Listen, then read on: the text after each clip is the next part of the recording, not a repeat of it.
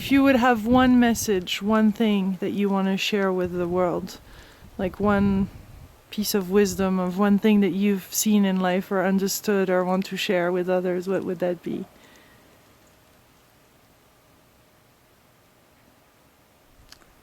It would be, don't be distracted and be aware of the light. If you really understand what light is, it will reflect on you. Light is, everything is made out of light. It's a, and just be sensitive to it. Notice it. You can choose. I mean, I'm thinking of the fact that when I was young, I didn't know it. It's the same life than when I was young, but when I was young, I did not feel it. I was too worried about so many things, I couldn't see it. But life is magic. And if you make yourself sensitive to the fact that life is magic, then magic does happen. And you can create magic. It's sort of but it all has to do with light. It all has to do with light. So how can we observe light? Well, you observe light by being aware of its vibration. Don't be too distracted by what it illuminates. Perfect. Light is light. Then it illuminates something, and we are always looking at what it's illuminating, but we're not looking at the light itself. The sphere that I've designed it's something I hope to build, and I will build before I die. I have to. Otherwise I won't go away in peace. It's a place where you can experience light just for what it is, without distraction. But the message is, don't be distracted by what light illuminates. Look at light itself. And quiet your mind. Can we lose ourselves in light? No. Impossible. Why so? Because we are. So we find ourselves. Yeah. And also don't take everything too seriously. I have a hard time on these subjects, because even though everything that all the teachers say, and teachers of meditation, I've known real masters, Tibetan masters. I've studied with a Japanese great master. And if you really are sensitive to the message that they give, you have to develop a sense of humor. Don't take it all so seriously. Be sensitive to the things that are really worthwhile. Learn how to have silence in your mind, so you're all true. But hey, don't lose your sense of humor. Don't lose your lightness. Don't be too serious. Be foolish. Actually, the top of the mountain is in my studio. We cut a meter off the earth, and if you actually were to, if the mountain was completely here, the top of the mountain would be here. It would so we cut it so we could do the floor of the studio. So we are at the top of the mountain here, and this is my studio, and this is where I spend my life, really, doing my work. Amazing. Tell us about this. That is a portrait, a symbolic portrait of Suzuki Roshi. He was my teacher in San Francisco. I studied meditation with him for almost 10 years. And he changed my life. And I'm actually starting another portrait. You can't see it, it's just a very light pencil drawing, but I can actually show you.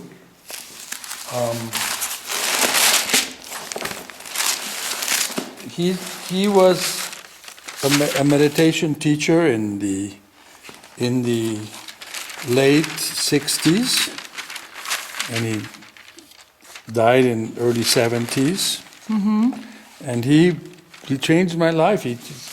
Being an undisciplined Italian young man, he taught me something about inner discipline and quieting the mind, from what I remember of the interview yesterday. That is the man. That is the man that you're taught talking me about quieting the mind. He made this case extremely well, and I owe him a great deal of gratitude. So before I die, I want to make 3 portraits of him, and that is the first one I made in 1969.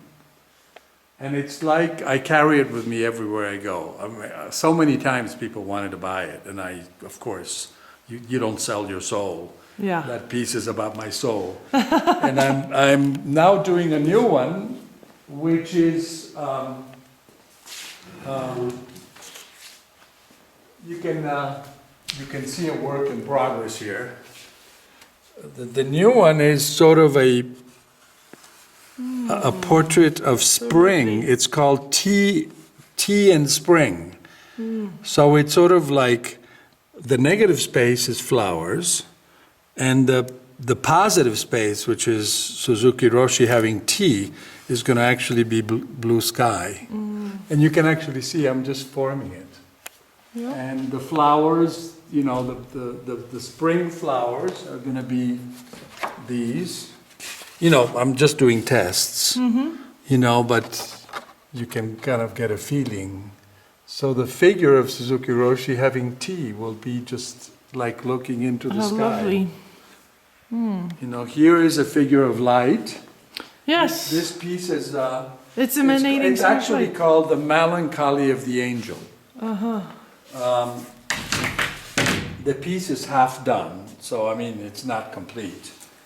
But it's, I'm working with trying to depict not just a being, but the light that a being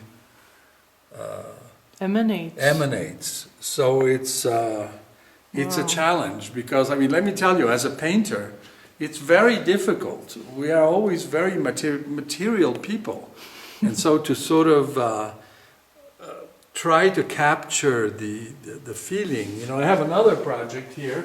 Please follow me in my loft, where I do my smaller work, since we're talking about light.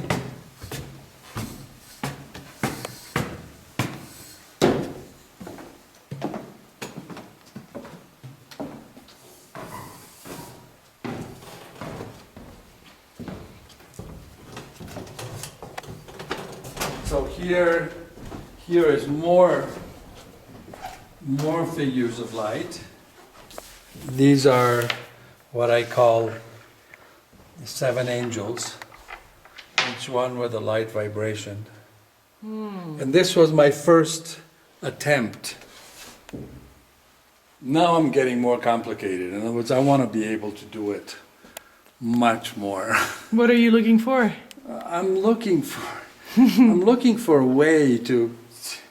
Light is very elusive.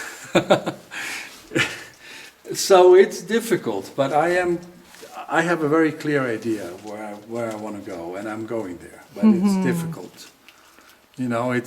It's trying to capture the essence of something, really the luminosity, the energy it expedes, without being so physical in the detailing. So it's like you're trying to get the energy of things instead of the physicality of things. So once I proposed myself to do that, I got myself into a challenge. But I am succeeding. This is the first piece. It's a very modest piece, and I did it small because I didn't know if I could pull it off.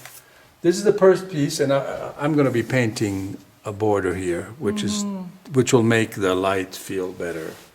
And then I started with that one, and I'm working with, I'm beginning to work with others. I was working on this last night, you know, just a figure of a woman made out of light. Um, just you know, but it's a challenge. And you like working from up here, huh? Oh, I love working up here because it's the energy up here, the space here. And also, you know, for small things, it's perfect to have a smaller environment. For large things, I need a huge studio. Tell us about that thing over there, the big one. The big ring is the original watercolor from which the dome was created. In Taiwan. Yeah, so that watercolor took me almost 3 months to make. I was here alone in seclusion for 3 months. The only thing I did is go to Valle to buy food and come back, because I knew that when I was inventing that, I was essentially inventing a 670 square meter art piece. So every one of the tiny parts of that watercolor would become, and you can sort of see the falling man. Made out of space with the tree, and I put the earth there, something that I did not have in the dome of the Santuario. If you notice, there is the earth, there is the sun in that one, there is an eclipse in that one, and the moon in that one. So the four parts have each one their symbol. The eclipse is the symbol of conflict, which is the eclipse of reason, which is the eclipse of the sun.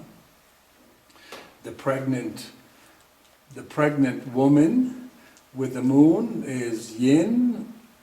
The falling man is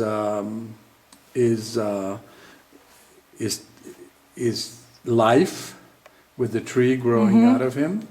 And then the bird flying off his hand is time. Time goes away. Time flies away. And then creation is the one with the sun, with the dancers underneath. So, and all this you created it here? All of As it. an Italian, you chose to do this in Mexico? Absolutely. In Valle de Bravo? Mexico is an incredibly creative,